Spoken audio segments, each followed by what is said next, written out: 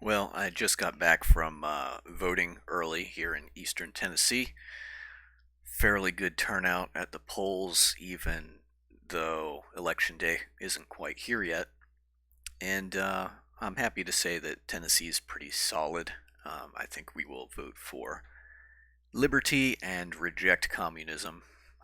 Pretty certain about that. And Tennessee's a great state. They actually require a form of photo ID when you go in to vote, unlike many places. So I moved here to Tennessee from Maryland, and I live near Frederick, Maryland, the second largest city in Maryland, next to Baltimore. And Frederick is the largest municipality in the country that allows non citizen voting. Think about that a little bit, non citizen voting. And I am pretty sure I never had to present photo ID um, when voting in Maryland. I'd be very surprised if they required it now. But it's a scary time for our nation. We're really on the cusp of sinking into totalitarianism, into communism. And it's hard to say how much elections matter because well, we know that they are manipulated, heavily manipulated. Basically, any foreign entity that can interfere in American elections is going to. Why wouldn't they? Why wouldn't they, add their input to the direction that the most powerful nation on earth is going? Yeah, of course, many nations are manipulating our elections here. The two big ones being China and Russia. Russia gets talked about quite a lot, but actually China is doing much more. They manufactured millions of counterfeit ballots during the last election, the last presidential election. And Chinese made modems are in a lot of these voting machines that are unfortunately still used in this country. Well, anyway, this video is probably going to get removed by YouTube. I'm just going to put that out there right now. Or flagged or suppressed by the algorithm or whatever. I'm going to put it out there even if it gets me a strike or a ban or whatever. Um, but we're going to talk about how elections are stolen, and all of this relates to the 2020 election and the one that we're seeing right now. Now, I will say this, it's important that you go out and vote, because once we lose that privilege, the next and only recourse that we have is carrying a rifle. And we are seriously looking at that as a possibility in this country. And I've mentioned that before to friends from other countries, and they've been like, oh no, there could never be a civil war in the United States." Well, folks, I hate to break it to you, we've had two already. Our country was founded as the result of a civil war, and then we had another civil war over the issue of a great national sin, chattel slavery. Now, while I do side with the South in terms of the states' rights issue, that states, they voluntarily joined the Union, I do believe they have the right to vote to secede from the Union. Now, the North, the Union during the American Civil War, they used force to determine the answer to the states' rights, states secession issue. But I don't think it was. I don't think force is a valid way of solving disputes like that. And I still think that in spirit, the Southern states were right. They did have the right to secede, but they were fighting. They chose to secede from the Union over the issue of slavery, which, to be frank, was a national sin. Um, the way it had come to be implemented, and it was something that the founders of our nation thought was a great evil, and they were hoping that slavery would die out on its own, and they did various things to speed things on that in that direction to get rid of slavery, but it didn't really happen. The South kind of made Southern Democrats uh, made it a key part of Southern society, these slave plantations. And a war was fought over that evil, and good American patriots died on both sides of that war. It was one of our bloodiest wars. For a long time, it was our bloodiest war. Maybe even today, it could still be our bloodiest war. I'd have to look that up to be certain about that. But yeah, so we've had 2 civil wars in the United States, and we're a fairly young country. And right now, a fairly divided country that's been infiltrated by communists. I'll talk about that in another video here shortly, which will be available on my BitChute channel, which is just JStates, if for whatever reason my YouTube gets shut down due to this video, which is a possibility. But let's dive right into the content of this video, which is the various ways that elections are fixed, yes, including even in the United States. The 2020 election was the first one that we can say the result was absolutely changed as a result of the election interference, manipulation, fraud, and so forth. So let's talk about that. If you haven't looked into this stuff before, I'm going to give you a broad overview of the topic, and I'm going to give you plenty of breadcrumbs, plenty of ways that you can dig in more detail and see these things for yourself. So first things first, adjudication, the adjudication process. We need to talk about this because it was a big deal. So what is adjudication? Well, there's a definition of it down here. Let me just read a couple of these things. Since the 2020 election, the American public learned that voting machines and the systems surrounding the machines have the ability to send ballots to adjudication. And if you don't know what that word means, it sounds like a good word, like, oh yeah, let's adjudicate it all. Here's what adjudication is. The idea behind ballot adjudication is this. If a paper ballot is ambiguous, say a voter voted for both Trump and Biden on the same ballot, which would be an overvote, or the circles are filled out incompletely, the software assigns the ambiguous ballot to adjudication so that in theory an election official or team of officials can determine the paper ballot and adjudicate it. In other words, decide who the voter intended to vote for and input that election official's determination into the vote count. So what's happening here is there's some issue with the ballot. And so then that ballot goes to adjudication where an election official votes the ballot for the voter. And they're supposed to vote that ballot in accordance with the voter's original intentions. That's what adjudication is.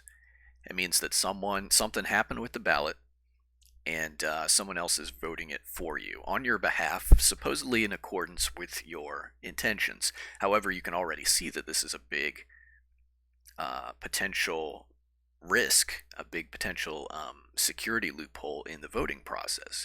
If large numbers of ballots are, for whatever reason, due to calibration issues with the machines, being sent to adjudication, then and you have corrupted the election officials so that they've already decided that everything that goes to adjudication they're going to vote for their candidate, for whoever, then you've got a big problem where anything going to adjudication is being compromised. The ballots can actually not, instead of being voted in accordance with the original intent of the voter, they can be altered. Now, there's a guideline, a federal guideline that's in place as a safety precaution. And this guideline says that a very small percentage of ballots should be going to adjudication, something like 0.0008%. It's a tiny percentage, tiny.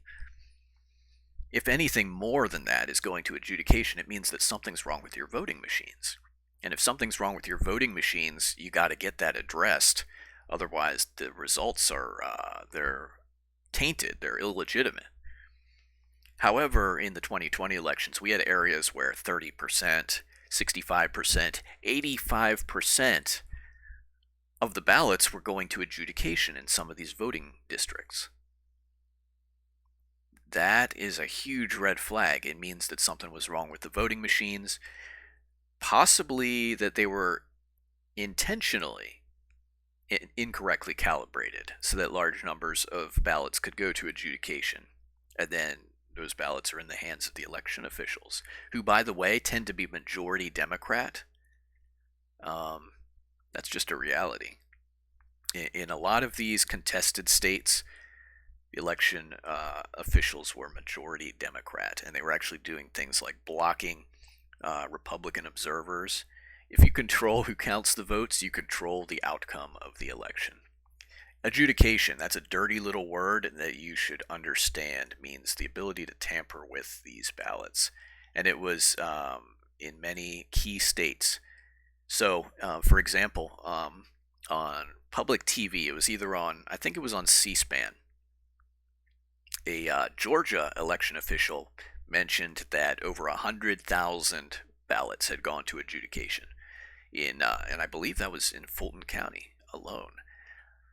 But that number I'm absolutely sure about. It was over 100,000 ballots had gone to adjudication, and this official, I don't remember if it was Kemp or someone else associated with the Board of Elections or the Secretary of State's office, but they outright stated um, on public television that 100,000 had gone to adjudication. That number uh, means that something was seriously wrong with the voting machines in the state of Georgia, because there's no way.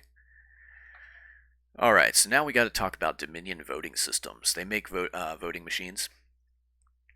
These people are absolute scum. So let's talk about this. Dominion voting systems, they claim that they're an American company. Yay for them. Well, actually, they're not. They're a Canadian company that happens to have offices in somewhere in Colorado. I believe it's actually Denver, Colorado. And the reason they have their main offices, headquarters there or whatever, is so that they can claim to be an American company. But that in and of itself, truthers, well, as soon as I say Denver, Colorado, your ears are perked up, because you know that that's sort of like the North American capital of the New World Order. There's a lot of really strange things centered around Denver, Colorado, and then Colorado, of course, is a very controlled, left-leaning, communist-leaning state. But a little bit about Dominion voting systems. Their programming team, at least 300 of their programmers are from Serbia. We know this because they had profiles on LinkedIn, and then as soon as people started looking into Dominion voting systems in the aftermath of the 2020 election, and really scrutinizing them, they must have issued some kind of company directive, because all their Serbian programmers, scrubbed their LinkedIn profiles. All the stuff on Dominion voting systems, these Serbian programmers, of which there were over 300, their LinkedIn profiles just disappeared overnight all of a sudden once Dominion voting systems started getting the scrutiny put on them. Here's a little bit more about Dominion voting systems. They had servers in Spain and in Ukraine, and the modems in their voting systems are made in China. Now, Eric Coomer swore up and down that Dominion voting systems weren't connected to the internet, so they weren't vulnerable to outside, interference or manipulation. But then there is actually a product demo video with Eric Coomer in it, where he is showing potential clients all the ways that their voting machines can be connected to the internet. So which is it, Eric Coomer? And Eric Coomer is, he was like CEO or president. He was some high-ranking person within the Dominion structure. And then Dominion also lied to the public and said that they had never gotten any technology from Smartmatic. Smartmatic is another voting machine manufacturer that has ties to fixed elections in various countries around the world, and is supposedly being manipulated by the CIA to tamper with those elections. Well, the reality is that Dominion did get technology and patents from Smartmatic. What Smartmatic did was they divested technology and patents into a smaller company or corporate entity, and then Dominion acquired that. So it was not a direct transfer of those patents and technology. It was indirect, but the reality is, yes, Dominion Voting Systems has ties to Smartmatic and their technology, which is tainted and known to be used in fixing elections in various places around the world. So Dominion is a scummy outfit, but they are being protected. They are using lawfare to Yeah, and I just did a quick search on Dominion here on the Gateway Pundit. You'll notice that I'm sourcing a lot of this from the Gateway Pundit. In those, in the 6 months or so after the election was stolen, I did a deep dive into all this stuff, and I used a bunch of different sources, not just the Gateway Pundit, but the Gateway Pundit, which is a small conservative blog. They did a really stellar job on covering all this stuff in great detail. And so now, as I'm looking to just show you guys some of this stuff, it provides a good hub for us to hit some of these things. Um, and that's why I'm here. But there's been so much lawfare against these whistleblowers and against people investigating Dominion voting systems. They're very connected at the highest levels, and they're being protected, and they're still around, and they're still being used in elections here in 2024. It's an absolute travesty of justice. It's disgusting. Um, yeah, just a bunch of traitors and cheats. And these voting machines are just, here's headline: Professor and election expert hacks into Dominion voting machine in court on Friday in Georgia in front of a judge using only a pen to change vote totals. Yeah, all the numbers, everything, these are computers. Everything about them can be hacked, manipulated, tampered with. And by the way, when we were talking about adjudication, a lot of these areas that had very high numbers of ballots going to adjudication, their adjudication logs are missing. There's supposed to be logs kept of adjudication records and exactly what was done. It isn't happening, and that allows me. That's a segue into something else, which is it seems like a lot of blank ballots were going to adjudication. Like there was no actual voter there, but for some reason the machine is throwing up a flag and a ballot is created and sent to adjudication. Again, more tampering. These are computers. They can be manipulated any way that you can imagine. Another feature that's built into these voting machines, certainly into Dominion ones and maybe into some of these other ones that are being used in our elections, is something called fractional voting. And I just want to talk about this real quick. But what is fractional voting? Well, in this country, it should be one vote, one person, right? So I have one vote, you have one vote, and the vote totals should be a whole number, like 5, 10, 500 million, whatever. But these machines actually keep track of votes to the decimal place, so you can have like 0.37 votes. What's up with that? Well, these voting machine companies say that this feature that's built in, and normally when you're displaying the results, it'll only show you the whole number values, but there's ways in the operating system that you can go in and see the fractionals as well.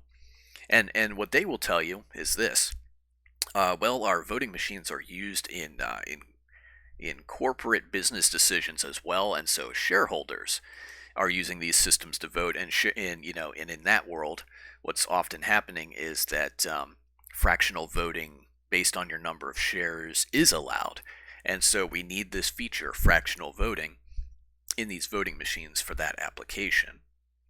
Well, what I'm thinking here is that you need voting machines for your elections because that's a real important thing, like direction of the country and thus direction of the world.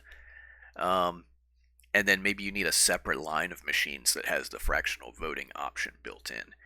But and Dr. Shiva and various other people have looked into this in great detail and found that you can actually, the reason the fractional voting is there, these voting machines allow you to do things like multiply the totals by a multiplier.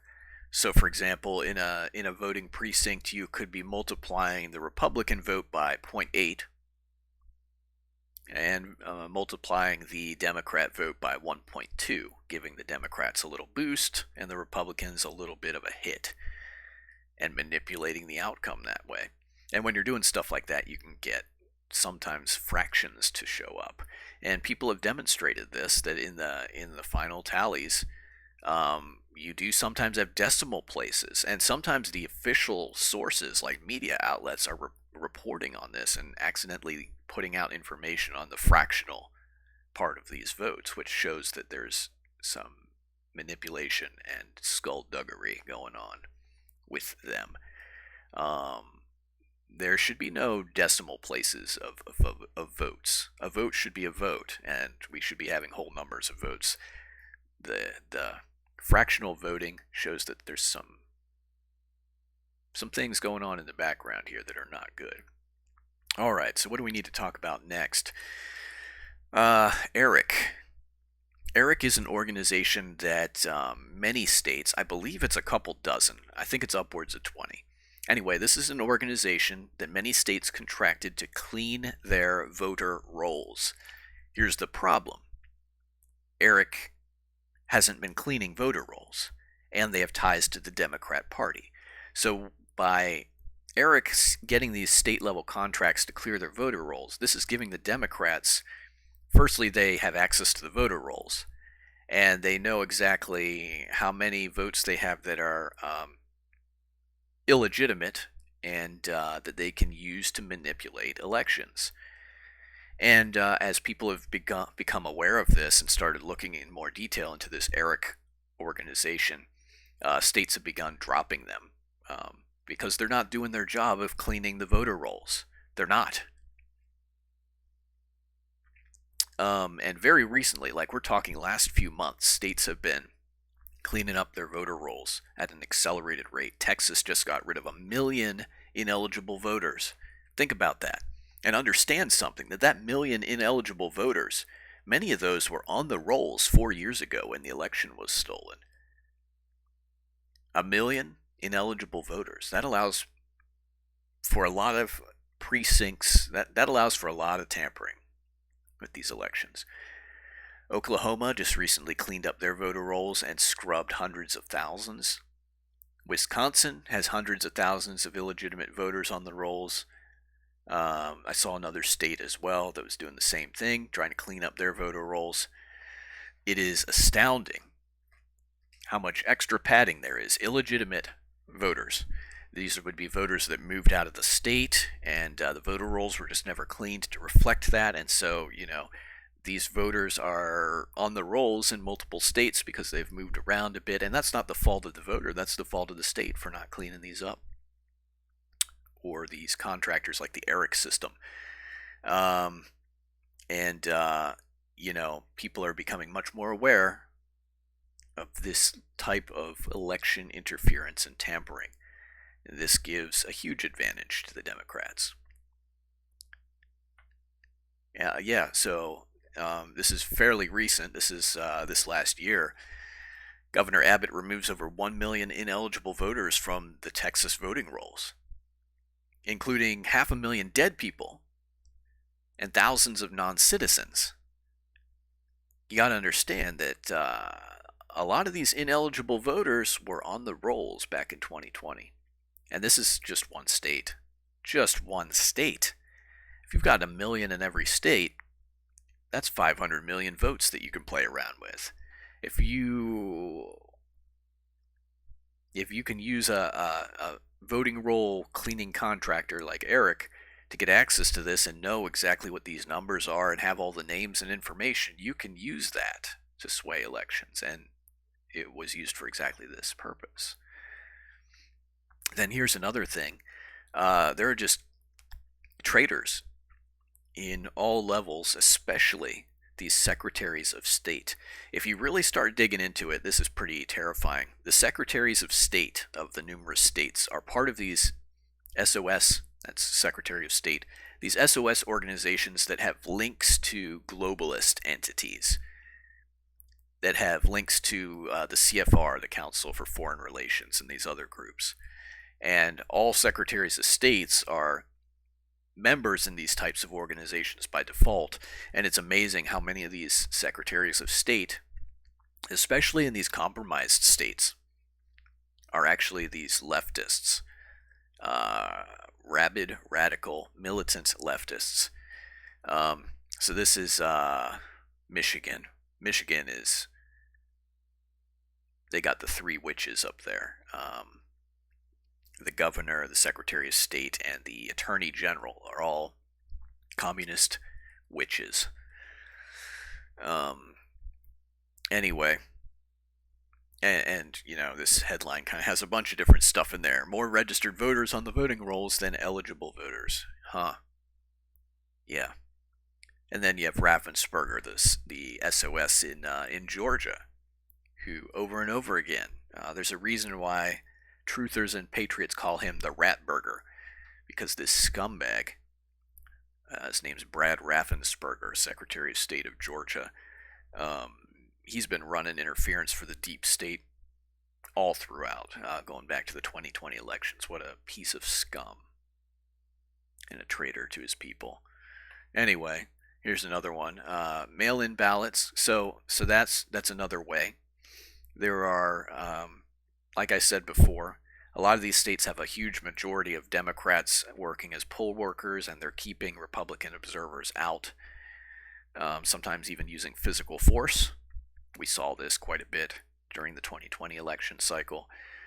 These secretaries of states, so whenever there's a discrepancy or whatever with the election process and it has to go up the chain, it's going up to these secretaries of states who are controlled um, by the deep state, and they just wave things through. And then, of course, we need to mention briefly that there are politicians who are, just normal politicians, but they're being threatened, or there's blackmail material on them to manipulate them as well. So Brian Kemp of Georgia, which Georgia was one of the most contested battleground states, and there are so many different things that happened in Georgia. The FBI, for example, seized and destroyed millions of ballots after the 2020 election. And understand that's illegal. They're supposed to keep them for 23 months, basically almost 2 years until the next major election rolls around. And the reason for that is the ballots are kind of like the receipt in case you need to do a recount or something like that. But the FBI actually swooped in and destroyed millions of ballots in Georgia. And that should scare people. The FBI is supposed to be impartial, but they're clearly not. They're acting like secret police on the behalf of the deep state. But Brian Kemp has a daughter, presumably. And his daughter was dating one of his young male staffers. And in the aftermath of the election steal and some of the very sketchy things that happened in Georgia, it looked like Brian Kemp initially was going to dig into all that stuff and open that can of worms and really go in detail. And then something happened. His young staffer, who was dating or fiance of his daughter, I forget which, died in a very mysterious car fire. It was actually more of a car explosion. The black pillar of smoke from the car fire / explosion could be seen for miles, and the engine block was thrown something like 60 meters out from the car or something like that. I forget all the exact details, but the bottom line is it was a car bomb that killed this young man, and it was a message to Kemp and his family to toe the line, go along with the deep state globalists in rubber stamping the stolen election, or your family this could happen to your family. Yeah, that young man was murdered, and that was probably a CIA hit. But anyway, continuing on. So that's another way, just compromising individuals in these positions of power and decision making in the electoral process. And then mail-in ballots and early voting are another big problem. My dad pointed this out. Early voting is kind of it's convenient, it's nice, and I just did it today here in East Tennessee. But the problem is it gives the deep state a narrative. And here's what that narrative is. Okay, so people came out in great numbers for early voting, and they were mostly Trump, for example. But then that gives the deep state the exact numbers that they know that they need to beat. And then they're going to come up with just enough votes somehow or other to beat those numbers and get their candidate into place. And that's why these drop boxes and mail-in ballots and early voting are so dangerous and problematic. A lot of these mail-in ballots are going to. There's just a whole bunch of shenanigans. A whole bunch. You can look into all this stuff for yourself. A whole bunch of shenanigans with the drop boxes. These basically contractors were being paid to dump fraudulent ballots, it appears, into these drop boxes. There's just a lot of really sketchy stuff going on with the drop boxes where people were coming up and just dumping large numbers of ballots into them, and it's like, wait a second, that's not how this is supposed to work. You're supposed to have individuals coming up and dropping them off. What's going on here? Just other means that make it really easy to tamper with an election, and you can look into some of that stuff in more detail. I just pulled this up. I'm not really. Yeah. Today we know that in 2020, Joe Biden received all of the military and overseas votes in Fulton County, Georgia. That was the most contested county in the most contested state in 2020. All 900 ballots counted in Fulton County went for Joe Biden. Think about that. Does that make any kind of sense whatsoever? That all 900 military ballots in Fulton County went to Joe Biden? No, it does not.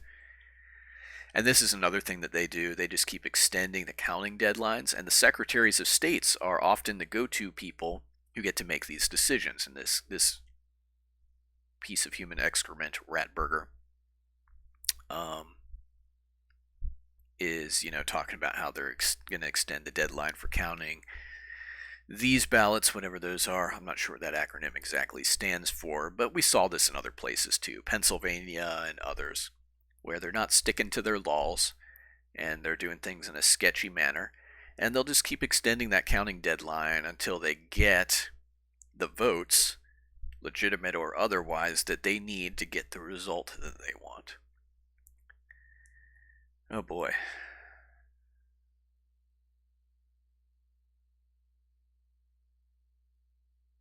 All right. Then we have the drop and roll.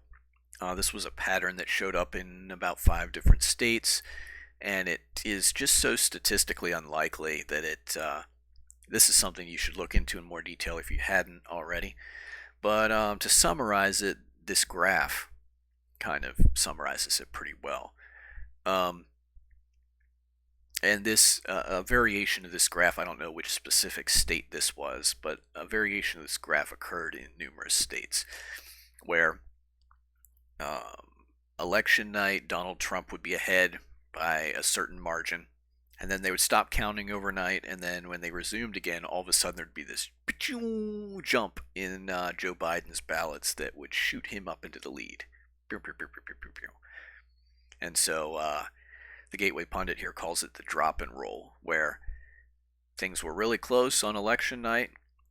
Trump was going to win, and then all of a sudden, they shut down the voting and the vote counting, and then suddenly, they're finding more ballots, just enough to boost the Democrats into the win.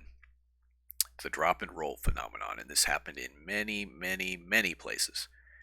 And this is something that you should look into in more detail if you're interested in this stuff. Note from the editor, legal update. So I couldn't find anything on the Gateway Pundit. They ran some stories initially about something that happened at the State Farm Arena. And I'm going to talk about that. So the State Farm Arena, there was the word went around that there was a water main break, and so they stopped the counting of ballots and evacuated the building for a time. Well, there was security camera footage of some election workers who did not leave the arena at that point in time. And they are Ruby Freeman, her daughter or daughter-in-law, daughter, I think, Wandrea Shea Moss, and their supervisor. They did not leave, and as soon as everyone else was out at the area, they pulled these cases of ballots out from under tables and began running them through the tabulators over and over and over again. It's pretty obvious that they were doing something, especially since Ruby Freeman put on social media in this long, several pages long rant. I was on Facebook for a while, where she said it was very obvious that Donald Trump was going to win, and so me and my baby, we got out there and we did what we had to do to make sure that he didn't win. And by the way, Ruby Freeman has been awarded some kind of freedom medal by various organizations. And that's not uncommon, by the way, that people doing evil, treacherous things on behalf of the deep state are getting awarded for it. For example, the incompetent um, Lieutenant Mike Byrd, who shot Ashley Babbitt fatally on January 6th. And this man is incompetent. He, at other points in the past, had left his firearm by accident unattended in a bathroom, his loaded firearm. This man is just incompetent, and he cracked under the pressure of the protests, and he fatally shot an unarmed woman. Well, Congress decorated him for that. And then the female Capitol Police officer who beat to death another unarmed young woman, female protester, she also was decorated by Congress for that, for murder. So it's not, there's a lot of decorations and awards that go to evil people. And it's basically the deep state giving them a pat on the back for selling out their fellow man. And Ruby Freeman was given such an award in the aftermath of this. But there were lawsuits too. A lot of people looked into this stuff, and the corrupt establishment really stepped up to back up these scumbags, these traitors to their fellow Americans. And so the Gateway Pundit, which was one organization looking into all this, was forced to, I guess, take down all their articles about this because I wasn't able to find anything on their website. And then occasionally they have to put a legal update in based on the results of these court settlements and stuff. This is just the Gateway Pundit covering their own butts, basically, legally speaking. But yeah, you look at the video of what happened at the State Farm Arena, it's clear that these people were tampering with ballots. They were running them through the tabulators over and over again. You cannot tell me. And this was at a time when the building was supposed to have been evacuated due to a water main break. It turns out it was actually just a toilet leak. But all of this was planned. All of this was orchestrated. These people are scumbag traitors, and they fixed an election, and they have the blood of millions of people on their hands. Because you understand that this war in Ukraine probably wouldn't have happened if we'd had a different president. Just all manner of things going on around the world that would have played out entirely differently if we'd had a different president in the Oval Office. Yeah. Anyway, and we talked about fractional voting already. Yeah, so that's just kind of a little bit of a glimpse into all the things that happened during the 2020 elections, and unfortunately, I don't think enough has been done to fix our broken electoral system in this country. I do think that there's going to be an attempt to steal the election again. So if you really look at the numbers and stuff, it seems like Kamala Harris is polling at about 28%, but the media has just been talking this woman up. At my work, they run CBS, Communist Broadcasting Service, and and they just are doing whatever they can to make Donald Trump look like an idiot and magnify Kamala Harris and her message, which really she doesn't have a message. She's just voting on the platform of I'm not Donald Trump, and Donald Trump is so bad.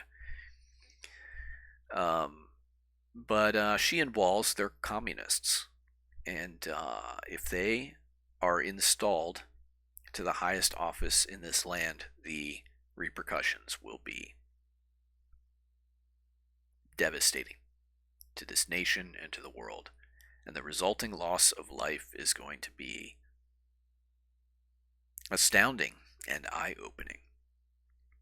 But stolen elections have consequences.